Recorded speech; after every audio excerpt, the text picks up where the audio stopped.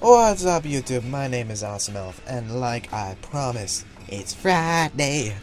Field trip? No, sorry, that's Madagascar. Where was I? Oh yeah, it's Friday. That means the Shining Pokemon contest is over. I've selected a winner, and I'm not gonna announce it yet because I have a list I want to go through of my top 10 favorite Pokemon. Cue the theme music. And by theme music, I mean opening. It's not actually music. Huh? Go figure.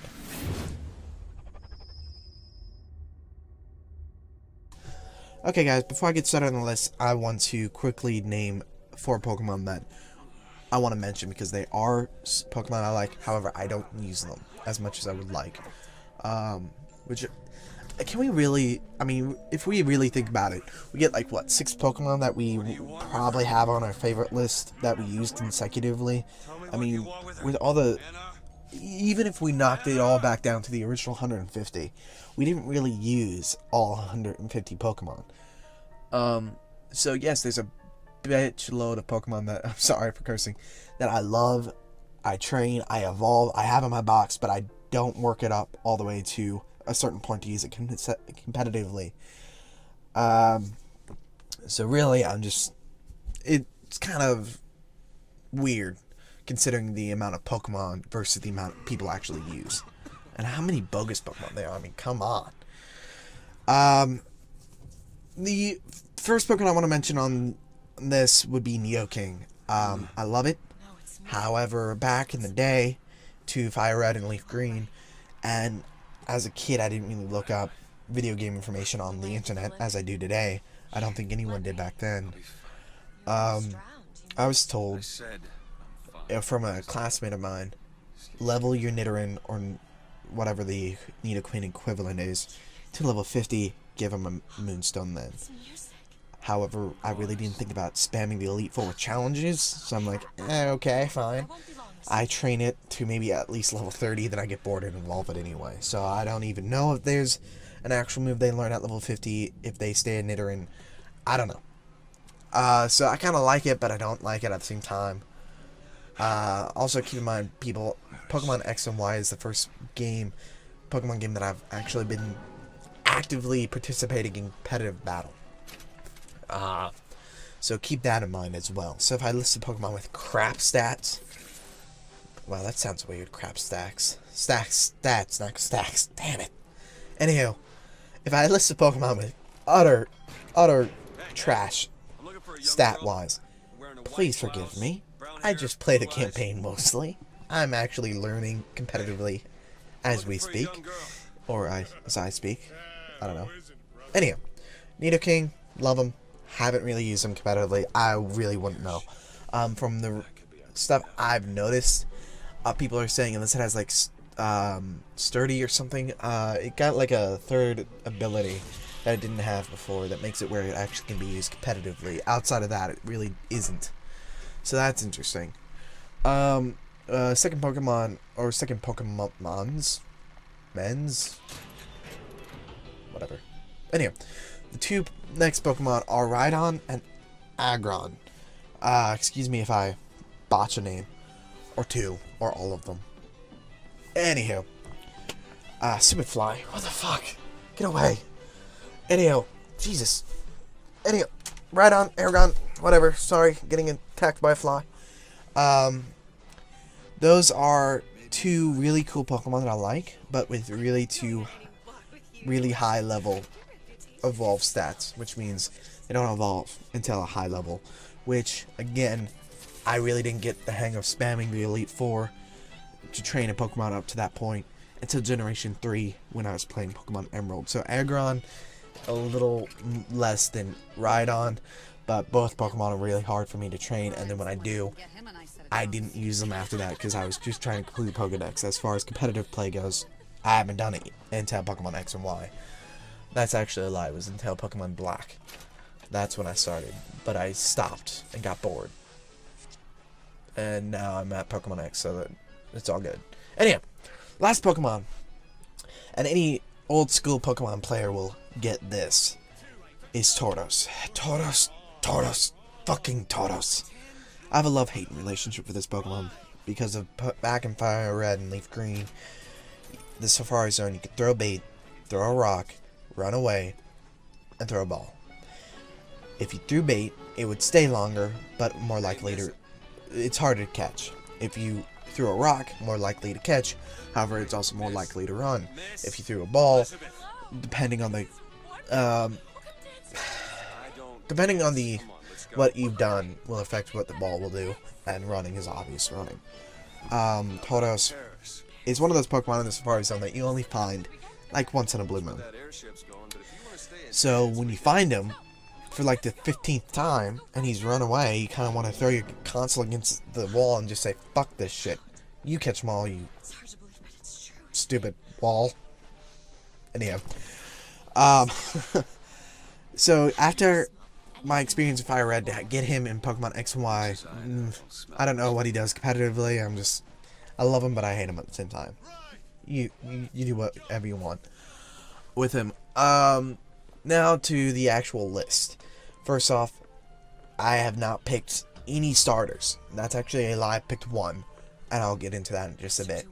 The first one, by the way, in no particular order either. First one on the list is Lapras. I love Lapras because of the look. Plus, when you watch the anime, you see Ash on his Lapras, which is just... You love Lapras. I mean, you just do. If you don't love Lapras, you have no soul. I'm sorry. You just want to just hug Lapras and just be like, yeah, I'll live on the beach. Just be with your Lapras. So to get Lapras in this game, which I traded for in Pokemon X and Y, I did not know he would be given one. When I got Lapras, I didn't know initially that when you use Surf with Lapras, you would actually see Lapras, which is one of the coolest things ever that made me actually scream like a little girl. Because that's something I've always wanted to do. There's actually like a childhood dream of mine for Pokemon is to surf with Lapras and actually see Lapras. It's iconic to surf with Lapras. It just is. So to get a Pokemon game with Lapras, that you could surf on Lapras, I mean, it's just like One Direction all up in this bitch. No, I'm sorry, I'm joking. I was referring to the fangirl scream, never mind. Anyhow, don't judge me. Coming in at number 2, we have Eevee and Umbreon. Eevee, we've had her since God knows when. Like, I think the very first Pokemon game you had Eevee, just because of the amount of evolutions Eevee can have. It's kind of, you get Eevee in every generation, I think, except for the second, the fourth, and fifth. Like, I think we're up to the 6th. However, in Kalos, you can actually find Eevee in the wild, which is one of the coolest goddamn things on the face of the earth. And aside from any stone evolutions that you can do with Eevee, there are certain ones that you have to do with Eevee outside of that. You have Espeon, which you have to train and get closer to in the daylight, and then you have Umbreon, and which is the reverse. You have to train and get closer to Eevee at night.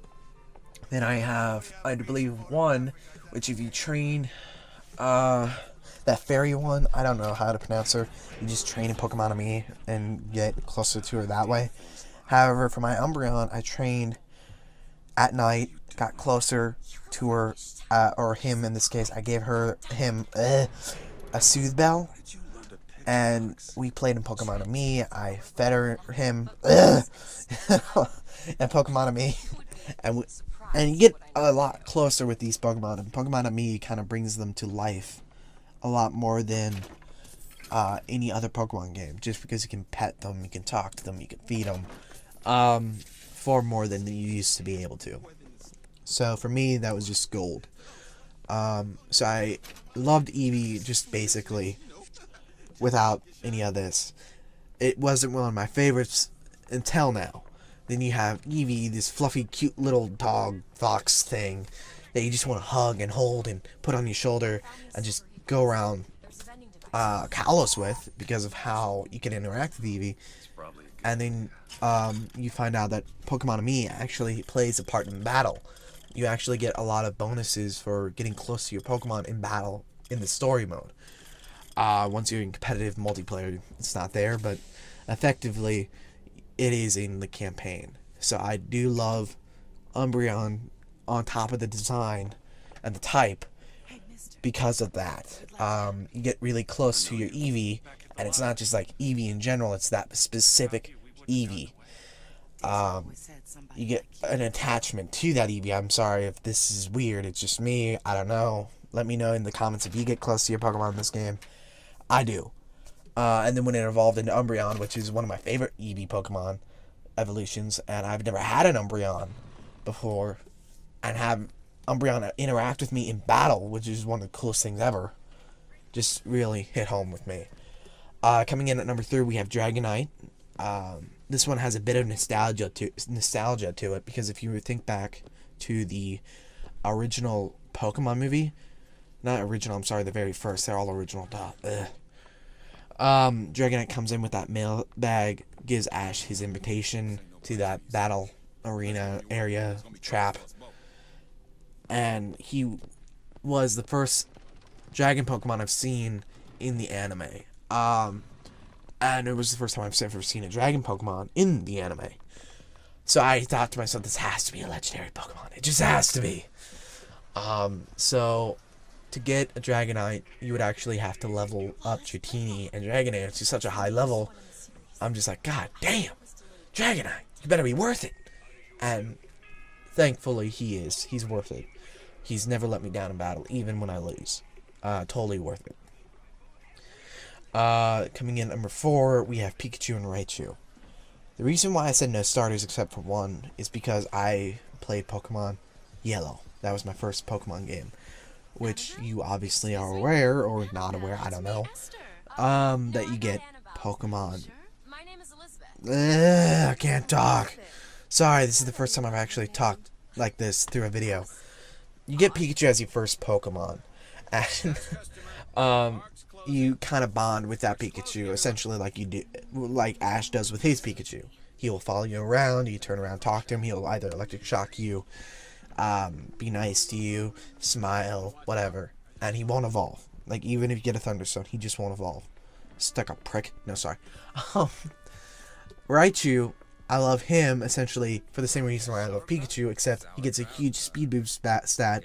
I use him competitively. He has that effect Static, and he has Electro Ball, which plays into his favor because of his speed, and he has Nuzzle, which will damage the opponent and also paralyze him, which is my battling style. I love having moves that have various effects, which will also lower your opponent's speed, which would heighten your attack with Electro Ball, and Static always comes in at the right time for me if I mess up with Nuzzle and don't paralyze them. So essentially, even with Pokemon that are affected by electric-type moves, and by affected I mean as effective, like a grass Pokemon, for instance, doesn't matter. It will always kill them once I get Nuzzle in play, because of my high speed stat, because of their low speed stat. Even with fast Pokemon that were faster than me last turn, it always works. It's remarkable. Or at least needs to be done at least one more time afterwards. I suggest using that move with any electric Pokemon that can learn it. Crobat is number 5, just because I love the look of Crobat. I haven't used it competitively yet, but I'm looking forward to it. Coming in at number 6 is Seviper. When I first saw Seviper, I thought he was the coolest thing ever because of this blade on his tail. Then I learned that you actually could use your tail to attack a person. So before, like, the battle and animations got any cooler as they are today, back in Emerald, you just see like this purple slash. You think it's the coolest goddamn thing. Then on top of that, he can learn Flamethrower. I mean, hello, Snake that can breathe fire. Who doesn't love that in Pokemon? Like, in reality, that would be terrifying. Oh my god. Only thing worse is if they could breathe fire and fly. Oh god, that's scary. Coming in at number 7 is Lucario. Lucario is easily one of my favorite Pokemon, because personality-wise, I can relate to him a little bit better than, let's say, freaking Clefairy. He kind of matches my personality outside of the internet. I'm a little grumpy in real life. Not to mention, he was the first Lucario in Pokemon X. That was my first Lucario I ever had. And then you top it off that he's also my first Mega Evolution Pokemon, which is fucking epic. So, Lucario, easily one of my favorite Pokemon of all time. Coming in at number 8, you have Fletchling, which the only reason why Fletchling is on this list is because of the opening of Pokemon X and Y. It was so freaking magical is the only way I could explain this with any sense. Having the Fletchling fly into your window and attack you, and I ended up screaming, "You stupid bird," because I didn't expect that. So that kind of humor, the opening, and the Pokemon itself, and what it evolves into is pretty damn good, in my opinion. Coming in at number 9 is Dinene? The fuck? Oh my god, I need to name a Pokemon that. Anyhow. Yeah, that little mouse electric fairy type Pokemon. Love that Pokemon for similar reasons that I love Pikachu and Raichu. It has static. It's fast-ish. I don't know. I haven't checked the stats on it yet. And it can learn Nuzzle and Electric Ball, or at least Nuzzle. It has Charge, Fake Tears, and Parasitic. Parasitic Charge, I think? I don't know. The Parasitic Charge, or the Parasitic Shock. I don't know what that name is. The name of that move is. Basically, it's an electric type move that would do damage to the opponent and take health. You have Fake Tears, which will lower their attack, Nuzzle, which lowers their speed, and Charge, which will charge his electric type move. So for me, I love Dinadad, whatever his name is, because of those reasons. Lastly on the list is Ludicolo. Ludicolo is so cute and funny, and I love him. Not because of the prejudiced, racist,